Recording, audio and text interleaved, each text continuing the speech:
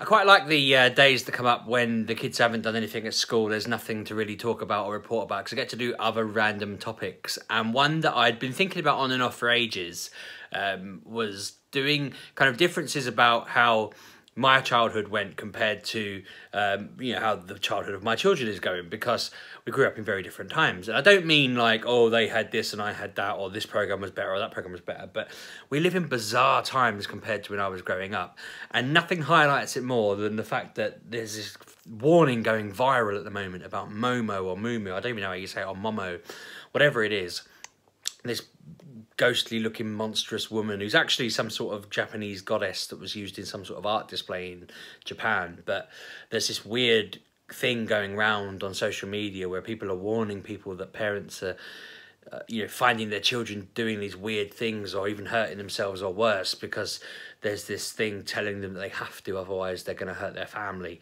It's gone a bit viral because people are warning themselves and saying that there's children in other countries have died from it and stuff, but apparently that's not true, touch wood, and thankfully. It's one of these Snopesy things. You go online, you look online and you see that actually it's just gone viral because it's a lie.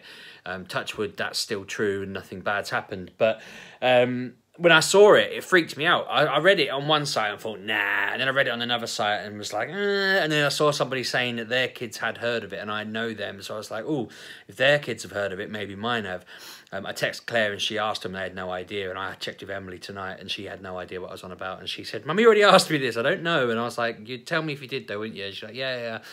Just talk to her. And I'm pretty sure she meant it and she doesn't. But the weird thing is, it's like, it's one of those, it's just something you don't think about. And I was, what kind of set me off down the path of the more lighthearted theme of the video is just that I don't really have any idea.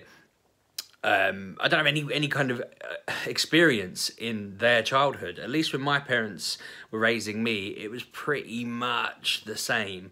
Like, I know we all like to say, oh, in my day we ran around in the fields and all of this, but in my day we actually did. And my parents did, and now it's like, I'm not letting mine out. You know, when they wanted to play out front on Saturday or Sunday, whatever day it was, we went out with them and we all played out there for a bit and it was quite fun. But I don't ever remember any of that kind of happening when I was a kid. And I was looking at my little list I made and I was thinking there's genuine differences between me and them that some of them are I feel a little bit sad about myself. I'm a bit lame reading through it. But the starting point, and it's going to sound awful, but don't worry, is the fact that they have a lot more friends than I had. They have a lot more friends than I had when I was at school. I don't remember having any friends really until probably like year 5 or 6. And even then it was very loose. And it was only when I went to secondary school that I made the group of friends I still have now. Whereas they all have a lot of friends in their... Well, Emily has lots of friends in her class. Ollie's still quite young. He has friends and they always ask where he is when he's not about and stuff like that. But you know, I assume that they'll continue to be friends as they get older. I think the reason I didn't was because I have a lot of cousins, like at least 14, 15 or more. I'm not 100% certain on that. So if I wasn't playing with I had like 3 cousins growing up that I saw literally all the time. We lived at my nan's house all the time in the day. It was insane. To the point where I used to go in my back garden and I would pretend, I would mimic their voices and say like, oh, we're at nan's, come over. And then my mum would hear just somebody shouting and I'd tell her it was them shouting, saying come round. And then we'd go round there and they wouldn't be there. And she'd be like, oh, you said you heard their voice. And I'd be like, oh, silly me. And then they'd inevitably turn up within like half an hour. And we'd be just there for the next 8 or so hours just playing and running around until it got dark and all sorts. And it's weird looking back at that because we were at my nan's so much. It was the central hub of the family. So I didn't need friends. My friends were my cousins and we literally ran around like a pack of dogs. You know, she had a really big garden. She lived near a field. She'd bake cakes. She'd do all sorts of stuff like that. She had all the different toys like Lego and things, and we used to leave toys around there and it was amazing. And mine don't really have that now. They go to their nans a lot, but they don't have any cousins here. Like their cousin lives up in Wakefield. It's all a bit far away, and you know, they just don't really have any local friends. It's all a bit kind of, again, it's a bit sad, but they have lots of friends at school, so they go to sleepovers, they go to the cinema, they do stuff like that. It's all very organised, and I feel like everything of theirs is organised, actually. Like, I was looking through my list and I was thinking when I was their age, like, I probably wouldn't see my parents that much in terms of they'd get me up and make me breakfast or whatever. I'd actually, to be fair, I'd wake up and I'd make my own breakfast, or I would sit downstairs until like probably, I don't know, 8 o'clock, half 8. I'd get up at like 5, and at about 8, half 8, my mum would get up. Maybe earlier, I don't know, I was a kid. And I'd have watched like 2 hours of Thomas the Tank Engine or Turtles or He-Man or whatever it was. And then we'd have breakfast, and then I would just sit in my room playing with my toys or games or whatever non-stop. And like there'd be like Action Men toys all over the living room, planes, cars and all sorts. It'd be an absolute war zone. And she'd be out in the kitchen doing something or wherever in the house. And essentially she'd check in on us every now and again, like, you're right in there or whatever, but she'd be about doing her stuff. As I got older, it was always like Mega Drive, Master Systems, whatever the console it was. But again, it would just be, I'd be on that, I'd be left to it. Whereas now it feels like, I don't know if this is just my parenting or whether it's just, like, talking to my colleagues and other parents, it feels like they're in the same boat. If we're not driving it, it doesn't happen. It feels like we have to put a board game out, we have to put toys out, we have to instigate a game. I mean, Ollie will happily sit and play a game on a computer, but we have to limit that because obviously that's not right. And YouTube, same sort of thing, you have to limit that because it's not right. But we say to them, go outside, and they want us to come with them. And I think, like, my dad was always working when I was growing up. He'd do karate in the evening a couple of times a week. So a lot of the time it'd be quite like, he'd come in the door and we'd go, hi Dad, night Dad, and he'd go, night guys, and he'd maybe come up and give us a kiss or whatever. But I have this full routine at the moment with mine, which is nice, and I'm glad. It's not, I'm not a complaint, but like, I take him up with Claire. We, you know, one of us puts Ben to sleep. We sit with him until he falls asleep. Then we go into Oliver's room. We spend the whole kind of, I don't know, 20 minutes trying to get him to settle down, and then we go into Emily's for probably 3 minutes and give her a kiss on the cuddle and say goodnight and have a chat with her. For the past month and a half, maybe longer, for at least 2 months maybe, Emily and I have been working on a handshake. It's a really long, convoluted, back and forth, up, down, fist pump, slaps, all sorts that we're doing. But it's all kind of driven by, I don't know where it really came from, why we were doing it, but it's all stuff that we do. It's not like, I think my parents would have nipped in, said goodnight and gone, and I'd have been sat there either watching whatever comedy was on BBC Two, or as I got older, or just finishing up a toy or a book or something. I mean, Emily reads. She reads about as much as I did. Interestingly, she's inherited my reading ability. I read really well when I was younger, and she seems to have inherited that. And she seems to be reading a lot of the same books I read, although obviously she has the luxury of Harry Potter. I never had that. For me, it was like Enid Blyton books and like Famous Five, Secret Seven, The Magic Chair, something like that. I remember reading The Hobbit and stuff like that, which I've tried to get her into the Enid Blyton ones when she was a bit younger. She kind of liked them, but they're a bit dated now. I think they were dated when I read them, but now they're talking about things. And she's never asked these sorts of questions, but you'd almost feel like you'd be thinking, well, where's their mobile phone? Because in her, that, you know, she's never said that, but that's the sort of thing that you'd start, it's hard to comprehend a world where those weren't real or it didn't exist, and they didn't even, I don't even think they had normal phones in those. The kids were just wandering off into a woods for, well, it's essentially long enough that they disappeared through a cloud into another world. So we don't live in those eras anymore. Those books were disasters, really, when you think about it. But no, it's interesting. She's literally churning her way through the Harry Potters at a rate of knots. It's ridiculous how quickly she's reading through them. She read loads of comics and stuff, and that's something that I did quite a bit when I was her age, so it's interesting to see. I feel like they've got a massive wealth of entertainment now that we never had, and that's probably the reason why a lot of it's either driven by us or a bit different. We were watching Aladdin yesterday, and I don't think Ollie had ever really seen it before, which is mad. Emily's seen it, but Claire and I have seen it enough that we were literally quoting it as it went through the film, singing the songs, knowing what the jokes were, down to the beat. And they'll never have that because I mean, my sister would have put that video on probably 3 or 4 times a week. She's telling me that her daughter's been watching Moana and Princess and the Frog, like, religiously. And I'm thinking, that's just going to get more and more ridiculous as time goes by. But it's going to be just umpteen different things. It's going to be just non-stop. I mean, I think the closest we ever got to that with our kids was like Phineas and Ferb when Emily was younger. We watched the 60 or so episodes of that probably a million times because it was always on.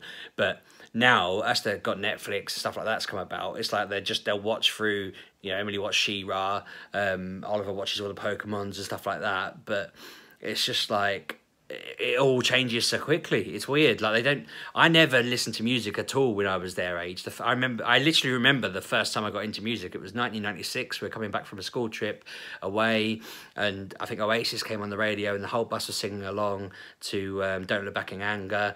And I remember picking up the words as they were singing it because I'd never heard it before. The song was completely alien to me. I was so sheltered. It was ridiculous. Just running around with my cousins. We never stopped for anything. It was just like. I had no concept of any bands or songs or whatever. So all the songs I learned on that trip are ones that I still remember now, like bands, or there's a song called "I'm a Dreamer" that came on some night that was there, and I only know that because we heard it there. And I remember getting a radio then for my birthday and becoming more into music. But even then it was like Capital FM, so it was all kind of pop music. It's nowhere near what I'm into now. I think the only bands that I still listen to now that were on then were Manic Street Preachers and Oasis, and that's only when they come on like Radio X or something. But it's weird thinking now, like, Emily knows so many of my songs, it's mad. Like, or she'll ask for bands to come on in the car. She'll name songs. You know, Ollie knows loads of songs. Again, Disney, I know so many words for so many Disney songs because my dad had the full Disney. I think he used to work in a job where he'd fix a lot of car parts and radios and stuff, and sometimes there'd be like leftover CDs that people had left and they were never claiming back or whatever, and they'd been like a lost and found, and he'd bring them home. And over time, I don't know whether he got it all at once or whether he got it bit by bit, but he basically amassed an entire Disney collection that was like over however many discs, maybe 4, 5, 6 discs. And we used to have that on long journeys, so I literally used to go through these like 100 or so Disney songs religiously. Every car journey ever was that, basically. That or The Cause or Culture Club or something like that. I mean, again, I heard The Cause for the first time in over a decade the other day and thought, Christ, I used to make pancakes to this music back in the day. I remember it was one of the few CDs we had. Nowadays, you just wouldn't dream of putting something like that on if you have the whole of Spotify at your disposal. So it just seems baffling that they're actually into stuff that I had no concept of when I was their age. And I don't know, there's a bit more pressure to perhaps, but I don't know, they just seem to be into everything. They know so many things that I never knew about. I mean, I didn't realise, I'm sure I've mentioned this before, I never realised the programmes even had some sort of thread going through them when I was a kid. I used to watch an episode of The Turtles and not realise they had any bearing on another episode of it. Whereas they watch programmes at the moment that are like 24 episode arcs where, you know, stuff happening in the finale is a big deal and all of this, which I know we do as adults, but I don't remember ever having that as a kid. And if I did, it went well over my head. I didn't remember the Technodrome being a big deal. I mean, I've looked back at that and it is a big thing where, like, the Earth was going to be destroyed and it was a big finale of the Turtles and blah, blah, blah. Even like Dungeons and Dragons, I never realised that never ended. Apparently it had an ending, but, I watched that cartoon as a kid and it was like, I just didn't realise, it wasn't even a thing to me that they were trying to get home, and I think that you get away with it in them days. But these days there'd be uproar if there was no ending to a story. But they're into it all. It's mad. I made a list and I'm just trying to check that I haven't missed anything. Do you know what? The big thing that I'm very lucky about is that I don't have much in the way of recordings of me when I was younger. A friend of mine said to me, am I going to delete the videos I do of Ollie when he gets older so it doesn't, I don't know, bother him at all? And I kind of thought about what he means, like if he sees the hardship or whatever, he might be upset. But I don't know, I think it would be more open with him about that. I don't really know what the future will hold for that sort of thing. But on the other side of it, there's been all these stories coming out that people aren't happy with the fact that they're, from like the moment they were a fetus up until that point in their lives, everything's been pictured and this, that and the other. And it's like, you'd have to go through a massive box in my parents' loft to find pictures of me as a kid, I imagine. There are a few, like my kids have seen me when I was young and that kind of thing, but I weren't really into photos. I don't know, it's one of those where there's not that many about. Like, I pointed out to Claire that in our house, it's all pictures of our 3 kids. I said to her, we don't have any pictures of the family up. We need to get some. Like, I need to tap up my sister for a couple of pictures of their family, and get some pictures of my mum and dad about, because we're just literally us in the house with our kids on the wall, which is a bit bad. But it's weird thinking they're literally recorded everywhere, and I'm obviously adding to that, fueling that by filming them and putting them on the internet when this has all died down with YouTube and stuff.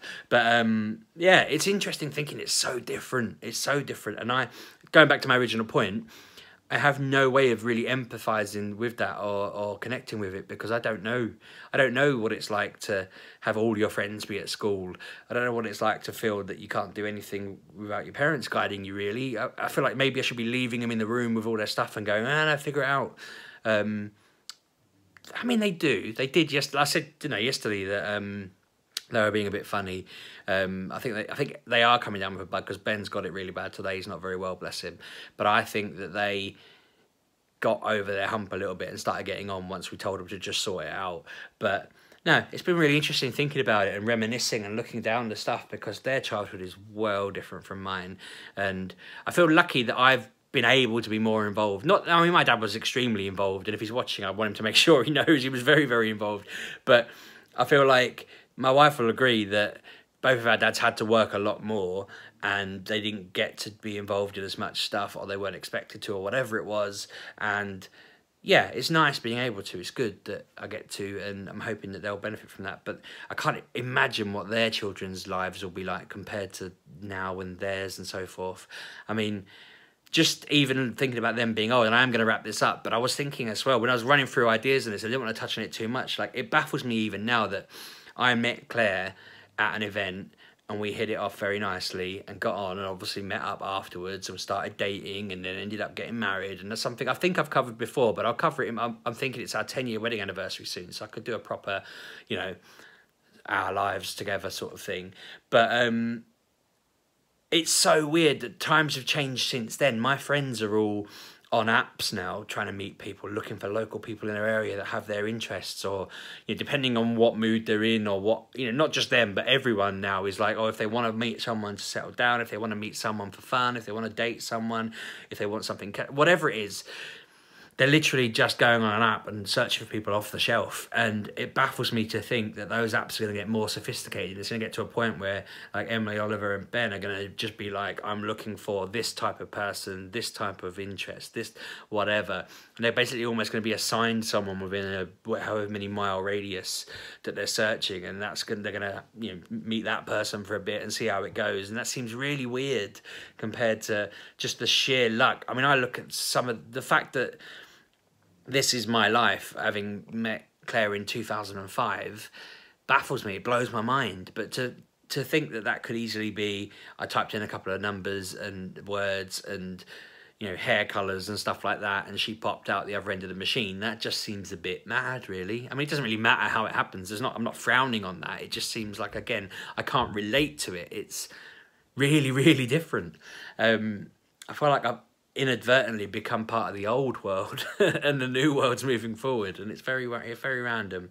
But I don't think it can't have been this bad for my parents trying to connect with my generation, surely.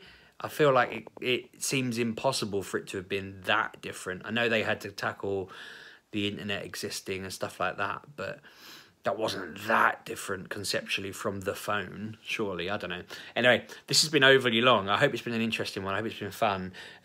What differences have you thought about that that maybe I haven't considered that will petrify me even more, or just general things you've noticed that are completely different for you compared to your kids? Just share your own stories. You know what the video's been about. Give me your points of view. God, that doesn't exist anymore. That used to be a program. Anyway, gonna stop. Thanks for watching. Subscribe, like, comment, all that stuff, and I'll see you on Wednesday. I'll do an update if tomorrow's a bit noteworthy or different, but otherwise I'll see you on Wednesday. Thank you very much. Cheers.